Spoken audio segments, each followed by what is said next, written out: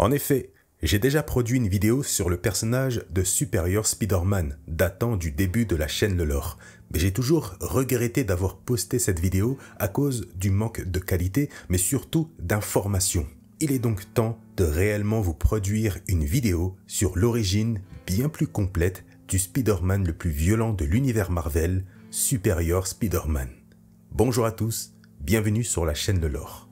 Tout débute avec un unique personnage, l'antagoniste principal de Spider-Man, le Docteur Otto Octavius, plus communément appelé Docteur Octopus. Après de nombreuses années de lutte contre divers héros lors de multiples événements et ayant enduré de nombreuses blessures, Otto réalise que son corps s'est totalement détérioré au fil des ans, atteignant un point de non-retour. Après avoir consulté des médecins à l'hôpital, il se voit désormais condamné à quelques mois de vie parce que son corps pourrit de l'intérieur mais aussi de l'extérieur. Il tombe en morceaux. Afin de ne pas disparaître complètement, Otto décide de copier sa propre conscience et de la partager avec son armée d'Octobots, de petites machines contrôlées mentalement par Otto à l'aide d'un casque dans le but de conquérir la ville et la diriger. Le tout depuis sa base, arborant une nouvelle apparence meurtrie et enfermé dans une armure de soutien pour prolonger sa vie, ou plutôt le maintenir en vie. Cependant, comme à son habitude, il est finalement contré par Spider-Man. Plus tard, lorsqu'il revient avec pour objectif de détruire la Terre à l'aide d'une arme nommée la lentille, il est de nouveau vaincu par Spider-Man. Otto implore alors ce dernier de le laisser mourir en se noyant, puisqu'il est condamné quoi qu'il arrive. Mais Peter refuse et sauve Octopus afin qu'il puisse être soigné, mais surtout enfermé. Ainsi, il est incarcéré dans l'aile médicale de la prison du Raft. Le truc, c'est qu'en secret, il parvient à développer un Octobot particulier et l'envoie en ville dans le but de retrouver Spider-Man. Pendant qu'il affronte son redoutable adversaire, le super bouffon, l'Octobot saisit Peter et entame un processus mystérieux à l'arrière de son cou sans que l'homme araignée ne s'en aperçoive. Quelque temps plus tard, il est révélé qu'Otto est en train de subir un arrêt cardiaque. Les seuls mots qu'il parvient à articuler sont « Peter Parker ». Alerté par les Avengers, Spider-Man apprend qu'Otto a exprimé le désir de le voir avant de mourir, une dernière volonté. Peter accepte la rencontre, mais exige d'être seul avec lui. Lorsqu'ils se retrouvent, Otto répète inlassablement le nom de Peter Parker, ce à quoi Peter répond naturellement qu'il est effectivement Peter Parker. Logique. C'est alors qu'Otto, les larmes aux yeux, réplique « Non, je suis Peter Parker ». La vérité éclate. En réalité, depuis la piqûre de l'Octobot, la conscience de Peter et de Otto ont été échangées. Ainsi, Peter se trouve désormais dans le corps mourant d'Otto et Otto dans le corps de Peter. Et alors que Peter, ou plutôt Otto, le nargue et tente de lui expliquer, un nouvel arrêt cardiaque survient pour Otto, et donc pour Peter. Ça va être compliqué, mais vous inquiétez pas, ça ira mieux ensuite. Tandis qu'Otto, dans le corps de Peter, feint l'indifférence et s'éloigne avec son nouveau corps. Les médecins du Raft parviennent heureusement à le stabiliser à nouveau, mais son corps se dégrade de plus en plus, il va bientôt mourir. Une fois stabilisé, Peter tente de comprendre comment Otto a réussi à échanger leur corps. Étant dans le corps d'Otto Octavius, il hérite également de son cerveau et de ses souvenirs. Grâce à cela, il découvre tout ce qu'Otto a accompli, y compris l'existence des Octobots et le fait qu'Otto devait utiliser un casque pour les contrôler. Le même casque qu'avait utilisé Peter pour empêcher Otto de prendre le contrôle de la ville. En faisant ça, Peter a involontairement ouvert l'accès complet de son cerveau à Octopus. C'est grâce à ces informations qu'Octopus a pu concevoir l'Octobot particulier en étudiant son cerveau. Il a transféré sa conscience dans la petite machine, a localisé Peter, puis a installé sa propre conscience dans le cerveau de Peter après avoir pris soin ensuite de placer celle de Peter dans l'Octobot et en effectuant le processus inverse pour transférer la conscience de Peter dans le corps mourant d'Otto. Voilà comment c'est arrivé. Reprenons l'histoire. Par la suite, divers vilains à la botte d'Octopus ont réussi à infiltrer la prison du Raft et ont libéré Otto sans réaliser que Peter était dans son corps. Et alors qu'il est emmené dans l'une de ses bases secrètes, Peter subit une dernière expérience sur le corps d'Otto en lui restituant ses fameuses tentacules pour le maintenir en vie. Il a alors l'intention de reproduire le processus d'Otto avec l'Octobot pour effectuer le transfert inverse. Après avoir appris qu'Otto se cachait dans la tour des Avengers, Peter et ses acolytes s'y sont dirigés pour le confronter directement. Le combat entre les deux adversaires est très violent, malgré la faiblesse de Peter due au corps d'Octopus. Néanmoins, il a réussi à le combattre à travers le bâtiment, avant que le duel ne se termine violemment dans la rue. Pendant qu'Otto est inconscient, Peter en profite pour activer l'Octobot dans le but de réaliser le transfert inverse. Cependant, Otto s'était préparé en conséquence. Avant l'arrivée de Peter, il avait consolidé l'arrière de sa tête avec un casque protégeant sa nuque sous le masque, lui permettant ainsi de se protéger de l'Octobot, une éventualité à laquelle Peter n'avait pas songé. Après s'être relevé, Otto assène un puissant coup directement dans le visage de Peter, le mettant hors combat. Épuisé et à court d'idées, Peter abandonne, informant Otto qu'il porte désormais le statut de Spider-Man et de la nécessité d'embrasser cette nouvelle vie tout en lui faisant revivre tout ce qu'il a vécu par le passé, mais surtout lui imposant de faire le bien en tant que Spider-Man, puisqu'il a voulu son corps. Conscient qu'il doit désormais radicalement changer de vie, Otto refuse cette existence de héros, mais se voit contraint d'accepter son destin. C'est alors que Peter lui rappelle la célèbre phrase « Un grand pouvoir implique de grandes responsabilités » avant de rendre son dernier souffle, plaçant son dernier espoir en son ennemi juré pour continuer à faire le bien en tant que Spider-Man. Touché par cette ultime action d'adoubement alors qu'il lui avait volé son corps, Otto jure de perpétuer l'héritage de Peter et de Spider-Man en devenant un homme meilleur et un Spider-Man supérieur à son prédécesseur. C'est ainsi qu'il adopte l'identité de Superior Spider-Man, ou Spider-Man, vous dites comme vous voulez. Pour être à la hauteur de cette nouvelle identité et de cette nouvelle vie, Otto améliore son costume en y intégrant un système informatif directement dans son masque, ainsi que des petites lames acérées au bout de ses 10 doigts et remplaçant le bleu du costume par du noir. Il fait une première démonstration du Superior Spider-Man lorsqu'il affronte les Sinister Six de manière très violente sans avoir peur de tuer, utilisant ses griffes pour mettre à sang ses adversaires et les mettre KO. Il va ensuite mettre en place une armée de Spider-Bots dans le but d'avoir un œil sur toute la ville en espionnant tout le monde. Il devient de plus en plus violent avec les vilains qu'il affronte jusqu'à tuer un vilain avec son arme à feu devant les citoyens et les caméras de la ville. Dans sa vie civile en tant que Peter, beaucoup de proches vont voir à quel point il a changé, notamment avec MJ, puisque Otto n'accepte pas d'être avec elle, disant qu'elle était l'amour de Peter et non la sienne. Il va alors un jour rencontrer une autre femme appelée Anna Maria et tomber amoureux d'elle. Alors, je précise, ce n'est pas une enfant, c'est une naine, ou une personne de petite taille, vous dites ce qui vous semble le mieux. Mais pour rappel, malgré ses nombreuses représentations, Otto est un personnage très petit à la base. Bref, à force d'être d'une extrême violence avec les personnes qu'il combat, il va notamment massacrer quasiment à mort 2 vilains assez peu dangereux, juste parce qu'il lui avait endommagé son masque. Voyant ce changement extrême, les Avengers le convoquent à la tour dans le but de lui demander des comptes concernant ses changements d'humeur en lui disant notamment de passer un scan complet parce qu'il pense que Spider-Man est un Skrull. Mais Otto, au vu de son caractère, refuse bien sûr de recevoir des ordres de la part des Avengers. Et ça, malgré l'obligation du Captain, ce qui déclenche un conflit entre lui et les Avengers. Mais étant inférieur en nombre, il se fait rapidement maîtriser et mis sur la table pour être examiné. Pour la défense des Avengers, on est après le gros événement Secret Invasion. Il est donc normal qu'il développe des soupçons envers Spider-Man au vu de ces changements. Bref, les résultats de l'examen confirment alors que tout va bien et que ce n'est pas un Skrull. Les Avengers le laissent donc tranquille.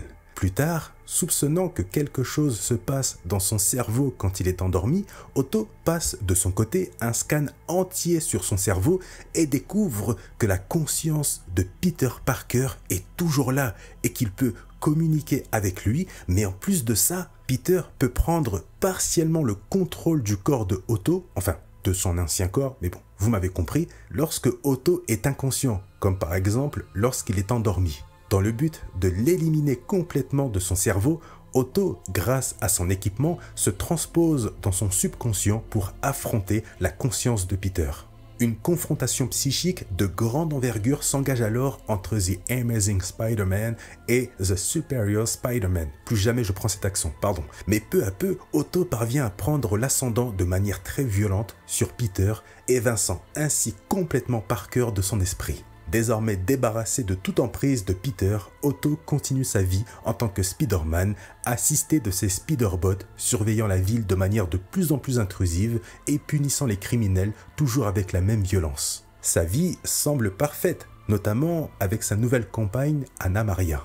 Entre-temps, Jonah Jameson, devenu maire de la ville, oui on parle du même, voyant que Spider-Man était devenu plus efficace envers les vilains, il a alors commencé à prendre contact avec lui, le tout dans le but de travailler de concert sur certaines interventions. Cette fois-ci, il demande à Spider-Man d'éliminer le Spider Slayer, un vilain responsable d'un chaos lors de son transfert dans la prison du Raft. Otto, n'ayant absolument pas peur de se salir les mains, tout en ayant une idée derrière la tête, s'exécute, affrontant le vilain à travers la prison, le tuant comme prévu. Mais par la suite, il fait chanter le maire Jameson, menaçant de divulguer leur conversation dans laquelle Jameson demandait l'assassinat du vilain à Spider-Man. Une chose assez dangereuse pour son mandat. Contraint, le maire autorise Spider-Man à faire du Raft sa nouvelle base, rebaptisée Spider Island 2. À partir de là, il développe des Mecha Spider et crée une équipe d'intervention sous ses ordres agissant à travers la ville. Il redessine également le costume de Spider-Man, ajoutant de nombreuses options, notamment 4 pattes résistantes dans son dos, rappelant ses anciens bras à l'époque d'Octopus, incarnant ainsi un tout nouveau Superior Spider-Man, encore plus violent que l'ancien. Un jour, il est transporté dans l'univers du Spider-Man 2099 pendant que ce dernier atterrit dans l'univers 616. Après avoir affronté les ennemis de cette réalité et souhaitant rentrer chez lui, Otto se retrouve malgré lui à voyager à travers le multivers et découvre divers mondes partageant tous une caractéristique commune. Chaque Spider-Man qu'il rencontre a été assassiné par une entité inconnue. Il décide alors d'enquêter et grâce à l'équipement trouvé dans l'univers du Spider-Man 2099, Otto parvient à voyager à travers plusieurs réalités et finit par atterrir dans celui du Spider-Man indien, où il découvre pour la première fois l'un des responsables de la mort des Spider-Man, un homme masqué extrêmement puissant qui pourchasse les Spider-Man afin d'aspirer leur vitalité. Otto parvient de peu à sauver le Spider-Man indien et le ramène avec lui en 2099 où il lui présente d'autres Spider-Man et explique qu'il est en train de former une équipe de Spider-Man pour lutter contre ces assassins. Si vous suivez la chaîne depuis pas mal de temps, vous savez que ces assassins sont les héritiers dont j'ai déjà parlé à plusieurs reprises, notamment dans une vidéo dédiée en évoquant le redoutable Morlun, le tueur de Spider-Man. N'hésitez pas à visionner cette vidéo d'ailleurs, elle est excellente. Comme j'ai déjà abordé ce sujet dans la vidéo que je viens de citer, nous allons passer cet événement. Après cette bataille contre les héritiers, chaque Spider-Man retourne dans sa réalité sans aucun souvenir du conflit, Otto y compris. Une fois de retour sur la Terre 616, il fait la rencontre du célèbre soldat symbiote Agent Venom et engage le combat contre lui dans le but de le séparer du symbiote qu'il trouve beaucoup trop dangereux pour être en liberté. Assurément, la force violente d'Otto triomphe de Flash. Et ça, malgré la présence du symbiote. Par la suite, il réussit, dans l'un de ses laboratoires de Parker Industries, à séparer Venom de Flash. Cependant, le symbiote, soumis à un stress extrême suite à la séparation avec Flash, s'agite et s'échappe de sa captivité, prenant Otto comme hôte, devenant ainsi Venom Superior. Malgré ses prétentions de contrôler le symbiote, Otto perd rapidement le contrôle, se permettant de tuer, cette fois-ci volontairement, et en étant encore plus violent qu'avant, c'est dire le danger qu'il représente. Devenu trop dangereux pour la ville, les Avengers décident d'intervenir pour le combattre. Cependant, Venom Superior expose sa puissance face à eux, les battant tous avant de se transformer en un monstre encore plus redoutable. Heureusement, il est finalement surpris par Flash qui parvient à récupérer son symbiote. Suite à cet événement, les Avengers vont se reposer des questions sur Peter. Otto va alors essayer de se défendre en disant que depuis le début, son changement de caractère était dû au symbiote. Mais vu la violence qu'il a employée, ils émettent de gros doutes. Grâce à une technologie de Tony Stark, il décide de ramener Otto à la tour des Avengers pour des tests plus approfondis sans bien sûr l'en informer. Et lorsqu'il découvre leur intention, Otto refuse catégoriquement, lassé d'être sous la tutelle des Avengers. Il décide alors cette fois-ci de s'échapper rapidement par la fenêtre en donnant sa démission aux Avengers. 31 jours plus tard, Otto découvre qu'Osborn, sous l'identité du Bouffon Vert, a créé une armée de bouffons avec laquelle il est parvenu à assiéger la ville. Depuis, Otto s'efforce de repousser cette attaque en affrontant son armée, mais peine à y arriver, notamment parce qu'il est seul, ou du moins, il préfère travailler seul. Finalement, il parvient à localiser le bouffon dans les égouts et s'y rend pour l'arrêter. Cependant, au lieu de l'affronter avec ses hommes, Osborn renvoie son armée, surprenant Otto, et lui fait une révélation. Il sait que depuis le début, Otto est dans le corps de Peter. Il lui propose alors de s'allier pour devenir son bras droit dans sa quête de contrôle total de la ville. Une chose qu'Octopus voulait faire à l'époque. Mais aujourd'hui, ce n'est plus le cas. Il refuse catégoriquement, jurant de libérer New York. Le bouffon s'efforce de l'attaquer, mais réalise qu'il ne s'agit que d'un hologramme face à lui. Il donne alors l'ordre à son armée d'attaquer et de détruire sa base, Spider Island, sans délai. Toute l'armée du bouffon affronte les forces de Spider-Man. De son côté, n'ayant d'autre choix face à cette attaque surprise, Otto abandonne la base et se retire. Plus tard, Norman parvient à contacter Otto en lui montrant tous les lieux qui lui sont chers explosés un à un, plongeant Spider-Man dans un état de tristesse et de colère en lui jurant qu'il va le tuer. Il parvient peu de temps après à le localiser, mais ce dernier réussit à pirater ses 4 bras mécaniques dans son dos et les retourne contre lui. Et comme si cela ne suffisait pas, il est ensuite attaqué par l'armée de robots au service du maire Jameson. Il apprend alors que Jameson souhaite le tuer à cause de son comportement violent, mais surtout pour l'avoir fait chanter parce qu'il détient quelque chose de compromettant sur lui. Heureusement, le Spider-Man 2099, qui était resté dans cette réalité tout ce temps, réapparaît et sauve Otto en désactivant les robots, mais ces derniers sont rapidement réactivés par le Bouffon Vert à distance grâce à un piratage, mettant les 2 Spider-Man dans une mauvaise situation. Otto apprend par la suite que son amour, Anna Maria, est l'otage du bouffon. Il décide alors rapidement de s'enfuir pour la délivrer, laissant Miguel seul face aux robots. Sur la route, il est confronté à l'un des soldats du bouffon dans les métros de la ville. Il se retrouve alors face à un dilemme. Sauver une enfant sur le point d'être écrasée par un train ou poursuivre rapidement sa route pour ne pas perdre de temps pour sauver son amour des griffes du bouffon. Et il se pose réellement la question. Mais soudain, la conscience de Peter refait surface et pousse Otto à sauter pour sauver l'enfant. Car c'est ce qu'il doit faire. C'est Spider-Man. Observant son incapacité à agir dans une situation pourtant simple pour un super-héros, Otto réalise qu'il n'est pas aussi supérieur à Peter qui aurait agi promptement à la situation tout en allant délivrer rapidement son amour. Après une conversation avec lui, Otto se retire dans l'un de ses laboratoires et prend la décision de tout abandonner, laissant sa place à la conscience de Peter qu'il juge bien meilleur que lui pour le rôle de Spider-Man. Il lui avoue que depuis le début, le supérieur Spider-Man a toujours été Peter et non lui, et lui demande alors de tout faire pour sauver Anna Maria et la ville en battant le bouffon avant de disparaître complètement, laissant ainsi Peter Parker revenir dans son corps, prêt à reprendre du service avec son ancien costume, mettant ainsi un terme à Otto Octavius et au supérieur Spider-Man.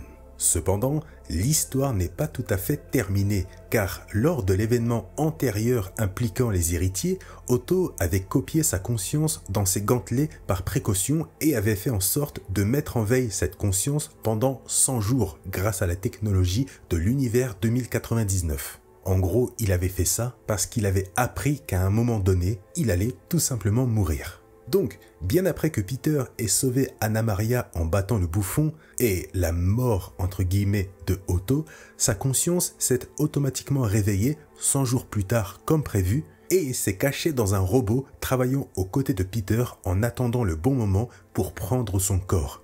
Et oui, étant une copie du Otto de l'époque où il croyait encore être vraiment le supérieur Spider-Man, il avait encore cette négativité en lui. son objectif initial est donc de reprendre le corps de Peter.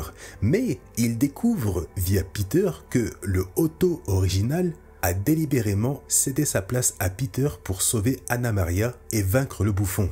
Une nouvelle qui contrarie énormément la conscience de Otto et le pousse à abandonner son objectif de prendre le corps de Peter, jugeant que le corps avait abîmé la conscience du précédent Otto. Selon lui, ça paraissait impossible qu'il se sacrifie en redonnant le corps à Peter. Il va alors enclencher l'autodestruction du robot dans lequel il est, dans l'espoir de tuer Peter, mais surtout pour s'enfuir. Il va ensuite trouver et bénéficier de la technologie de clonage instaurée par Ben Reilly, le clone de Peter Parker. Une vidéo complète à son sujet est disponible, je vous encourage à la visionner pour une meilleure compréhension. Et en plus, elle est excellente. Ainsi, grâce à Ben Reilly, Otto retrouve finalement un corps et y transfère sa conscience. Cependant, désirant un corps bien plus performant, étant donné qu'il est considérablement diminué sans le corps de Peter, en plus du fait que les corps clonés de Reilly se décomposent après un certain temps. Il va alors tirer avantage de la technologie de Ben Reilly pour créer un proto-clone, un corps généré à partir de son ADN et de celui de Spider-Man, en plus d'être insensible à la décomposition. Et une fois le corps prêt, il y transfère de nouveau sa conscience et s'échappe du laboratoire lors du conflit avec Spider-Man, le Chacal, etc. Je vous recommande une nouvelle fois de visionner la vidéo sur Ben Reilly pour mieux comprendre les choses. De son côté, après ces événements, il décide de se rendre dans l'une de ses anciennes bases secrètes, mais découvre que Hydra l'a investi.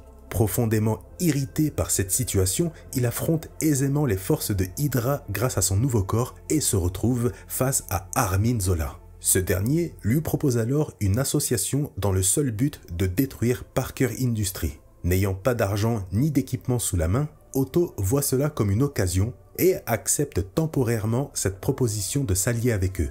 Grâce à cela, il tire parti de la main-d'œuvre et de la technologie de Hydra et parvient à créer un tout nouveau costume bien plus performant que ses anciens, avec les couleurs d'Octopus, équipé de 4 tentacules ultra résistantes, et se rebaptise Superior Octopus.